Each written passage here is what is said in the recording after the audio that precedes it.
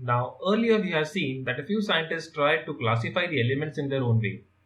Dobereiner tried to classify into tribes, Newlands tried to classify it into the table of octaves, and Mendeleev came up with his own periodic table based on the atomic mass and the chemical and the physical properties.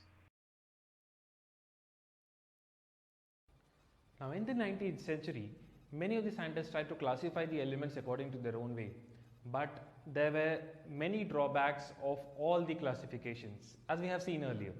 Now, the biggest change in the classification came in 1913 when a British scientist, Henry Moseley, demonstrated with the help of his X-ray tube experiment that the atomic number actually represents the number of positive charges on the nucleus of an atom. Okay, so prior to this, atomic number was just a number to indicate the serial number of the elements, but he demonstrated with the experiment that the atomic number is actually the number of positive charges in the atom. Now, due to this, he came to a conclusion that the periodic function of the elements is actually the function of their atomic numbers. Now, prior to him, all the scientists tried to classify the elements based on the atomic mass, but the atomic mass was not the right way to classify. The atomic number was the one which was responsible for the properties of an element. Okay, due to this just one statement, many of the drawbacks of the Mendeleev's table were wiped out. Okay, now let us look at the demerits what Mendeleev had.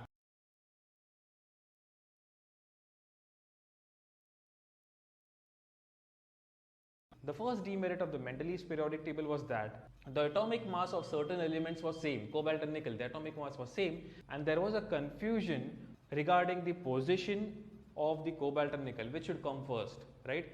But this wasn't in the case of the atomic number. The atomic number of cobalt is 27, whereas the atomic number of nickel is 28. Okay, so there wasn't any confusion which should come first. Cobalt should come first and then nickel. Okay, now in the same way, there was another problem with the Mendeleev's periodic table was that the isotopes. Okay, now as the isotopes had different masses, Mendeleev proposed his table based on masses, and hence they should have separate position in the table. But this modern periodic table was just based on atomic number, right? So as the isotopes have the same atomic number, they are not required to be placed in different positions. Okay, all the isotopes are placed in one single block. Okay, and by certain changes, the isotopes were expressed inside a single box. You can see for isotopes of chlorine with atomic mass of 35 as well as 37. So there are two isotopes indicated in the same box. Okay. Now, a very important drawback is that the difference between the atomic masses in the Mendeleev's table was not uniform. Somewhere the mass was increased by 4, between some elements the mass is just increased by 1 unit, okay, and so on. But when we take the elements according to their atomic numbers, there is just increase of 1 unit.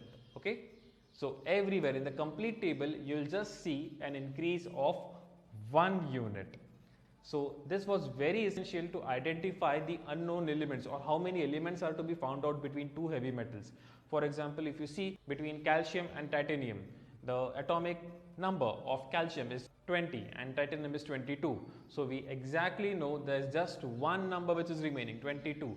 Just one element is to be discovered in future between these two elements. Okay, so the prediction of new elements was quite easy due to this modern periodic table.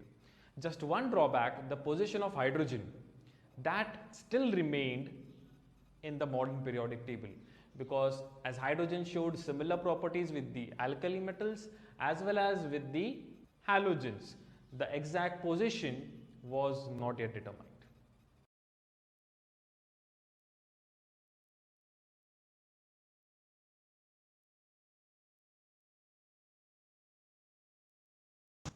Okay, now we will have a look at the structure of the periodic table.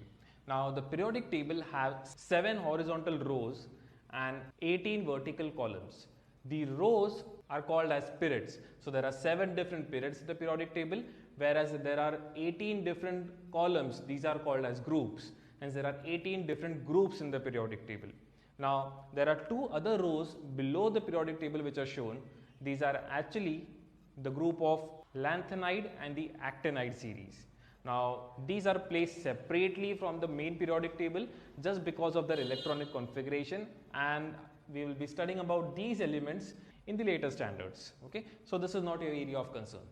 Now this entire periodic table, apart from the groups and the periods, was divided into 4 blocks. Okay, the first one was the S block, which contains 2 groups, group 1 and group 2. The second one was D block, which contains the groups from 3 to 12. And the third one was P block, which contains the period from 13 to 18. Okay, there were the last 2 rows. These rows were given another separate block that we call it as F block. Okay, now in the P block you can see there's a zigzag line going down here, right? Now that zigzag line actually differentiates the metals and the non-metals. On your left hand side are the metals, and on the right hand side of the zigzag line are the non-metals. Now the elements which are placed on the zigzag line, okay, the blue colored elements, namely boron, silicon, germanium, arsenic, antimony, tellurium, polonium, these are all metalloids. Metalloids are the elements which lie between the metals and the non-metals. Those have properties of both. They have some properties of metals, they also have some properties of non-metals. Okay, so on the left hand side we have metals, on the right hand side we have non-metals, and on the line we have metalloids.